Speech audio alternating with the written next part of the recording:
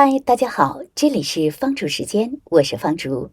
1965年的8月9号，李光耀先生站在电视屏幕前，眼眶泛红，说出了那句历史性的话：“我一生都相信合并，但事与愿违，我们只能靠自己了。”那一刻，世界听到的是一种沉重的现实宣告：那一天，新加坡成了一个独立的国家。那一天也或许是全球最被低估的逆袭剧本的起点。在历史的长河中呢，60年只是浪花一瞬，但对新加坡来说，60年是从被甩下车的乘客到治理教科书中的范例。而对新加坡人来说，60年不是时间单位，而是一种集体的记忆，民族的清醒。那么这场令人惊艳的逆袭是怎样做到的呢？1965年的新加坡是连起跑线都没画好的选手，人均 GDP 不到500美元，失业率超过10%，文盲率高，棚户林立，屋顶会漏，厕所共用，住户靠喊话沟通。所谓天际线是锈迹斑斑的铁皮屋与晾晒衣物，别说全球化，就连喝水都得从马来西亚接水管，像个蹭水的小邻居。而现在的新加坡呢，人均 GDP 逼近94000美元，位全球前列。它拥有连续13年被评为全球最佳机场的樟宜机场，掌握世界排名前列的深水港，金融城比肩伦敦与纽约，医疗体系被称为东南亚的北欧，整座城市洁净到连路边都找不到一张标志。2025年的城市幸福指数，新加坡位列全球第3，还有很多就不一一举例了。我知道我们节目的观众来自不同的地方，方竹非常欢迎您留言，说说新加坡在哪个方面让你惊艳，或者是感触颇多。有人说新加坡是城市版瑞士加亚洲硅谷加英式治理实验室，但我觉得它更像一台瑞士钟表级别的国家，紧凑、冷静、精密，每个零件都对得上时代的节拍。60年前那场没人看好的开局，如今却活成了全球的样板房。我们常说新加坡是个奇迹，但李光耀先生不这样看。他曾说，事情会成功，是因为我们有计划、有执行、有检讨，而不是因为我们幸运。他不相信灵感，而相信结构、效率、制度与纪律，还有在无情地理环境下的清醒。方竹一直觉得李光耀先生的远见不是天生就有，他是在殖民统治、战争动荡、民族分裂中被现实磨出来的。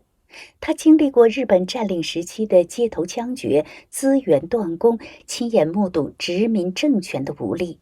那段经历是他一生最深刻的忧患教育。他早早明白，国家的命运不能交给别人，必须自己掌握。去剑桥读法律，那是他理解制度逻辑的起点。他学到的是英国的治理架构、法治精神与议会文化，然后将它转化为东南亚土壤里能生根的版本。他说过一句话：治国不能靠情绪，而是要靠逻辑。所以当1965年新加坡被迫独立时，他心里其实早已做过了很多次的沙盘推演。他知道这是一场不能输的战争，不是打敌人，而是打贫穷、打混乱、打时间。他在新加坡资源贫瘠、前路混沌时，做出了一系列逆势而为的系统性抉择。这些抉择在当时呢是堪称异类，但事后都被验证为塑造国家命运的根基。他们首先设立建屋发展局，你知道那会儿这个想法有多超前吗？在当年，发展中国家普遍对贫民窟问题束手无策，大多数国家不是默许就是放任。李光耀先生却反其道而行，选择大规模清除违建，兴建公共组屋，还将居住问题上升为社会稳定优先级。李光耀先生明白，如果一个国家大多数人住在危楼与污水旁，社会迟早会差。再有呢，就是水源战略。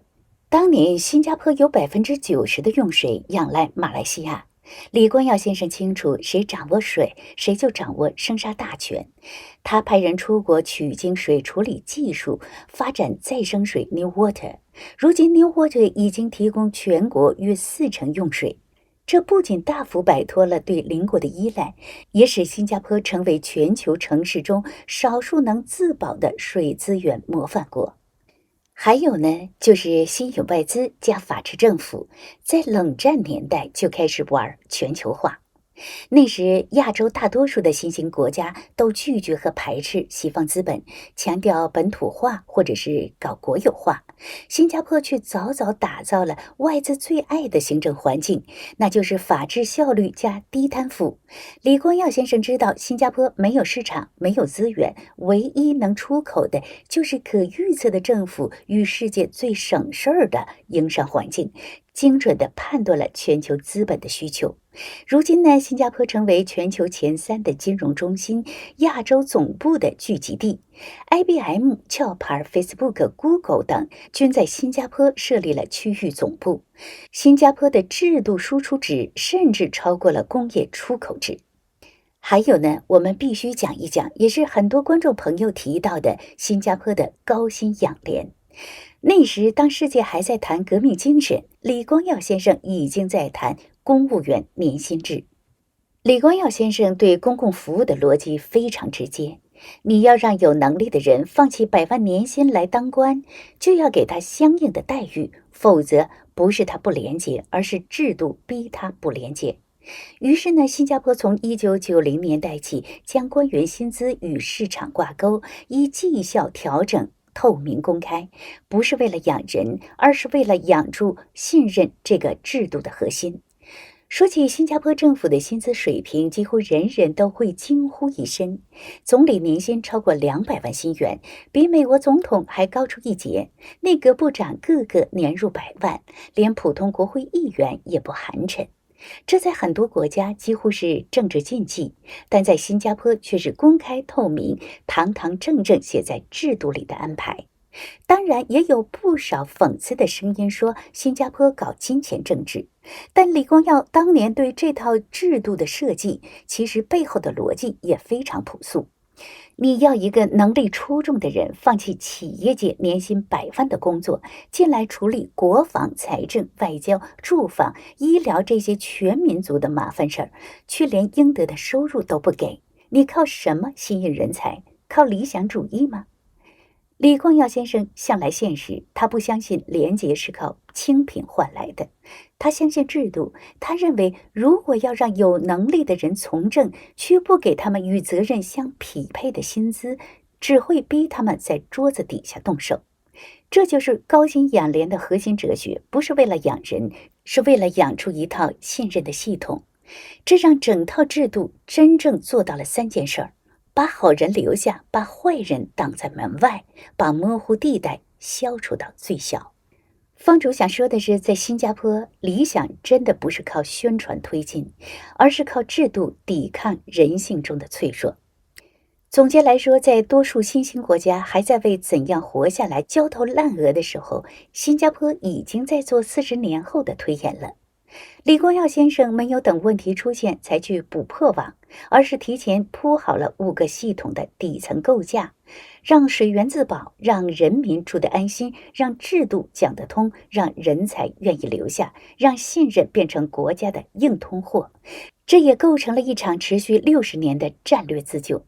很多人以为新加坡的成功是因为天时地利，刚好搭上了全球化浪潮，地点不错，领导人聪明。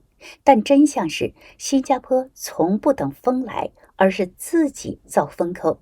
他们常在不合时宜的时候做出了让人不解的决定，事后却被证明这都是超前布局。当亚洲还在谈制造业转型，新加坡已经默默建起了生物科技园区与数位媒体中心。当各国还在搞不懂数据治理，它早已实施了智慧城市计划，从报税到开公司一键完成。当世界对 AI 喜忧参半，新加坡已将 AI 为人而用写进了国家战略。新加坡的治理逻辑像军事演习，不等敌人出现，先推演各种未来的风险。从全球贸易碎片化到气候变迁、人才流动，他们都早已在政策白皮书里模拟过。李光耀先生带领新加坡走过起点，但他留给后人的最大资本，不只是功绩，而是一套可以复制与传承的治理思维。新加坡最厉害的不是天才治国，而是把前瞻这件事儿变成了可以制度化的习惯。从吴作栋到李显龙，再到黄循财，每一任接棒人都不是模仿前人，而是在接棒中创新。吴作栋先生推动第二曲线思维，从制造业向知识经济与生物科技产业转型；李显龙先生强化数据治理、碳税、智慧城市与代际平衡，让政策更精准也更可持续。而现在的黄循财先生面对 AI、气候与人口挑战，主张包容式成长与多边合作，延续小国在大局中的策略灵活性。不同风格的领导人有一个共识：未来不是靠运气，而是靠设计。这正是新加坡最成熟的制度资产。8月9号就是新加坡建国60周年的日子。回头再看李光耀先生流泪的那一刻，想有些国家用几百年还在找我们是谁，而新加坡只用了60年，就让世界看见小不等于弱，清醒与果断有时候比资源还珍贵。现在的世界正在重组，资源紧张，人口老化，技术飞快，地缘崩溃，没有哪个国家光能靠大就站得稳。所谓小国的哲学，可能正在成为这个时代最值得学的一门功课。那么对你我来说呢？我们每个人其实也像一个小国，资源有限，选择不多，出错的空间很小。越是这样，越要学会像新加坡那样清醒一点，提早一点，别等风暴来了才开始想怎么应对。这里是方舟时间，我是方竹。新加坡令全球惊艳的逆袭给了你怎样的启示呢？欢迎您在视频下方留言分享。方竹感谢您的支持，敬请点赞订阅方舟时间，祝您好运好心情，我们下期节目见。